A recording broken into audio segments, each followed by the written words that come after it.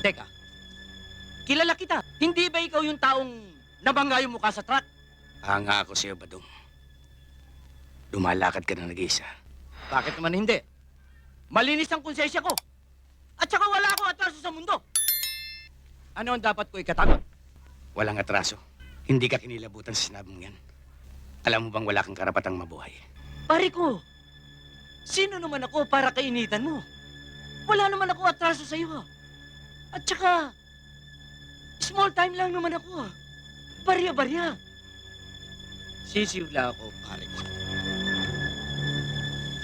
Gaya ngayon, going straight ako.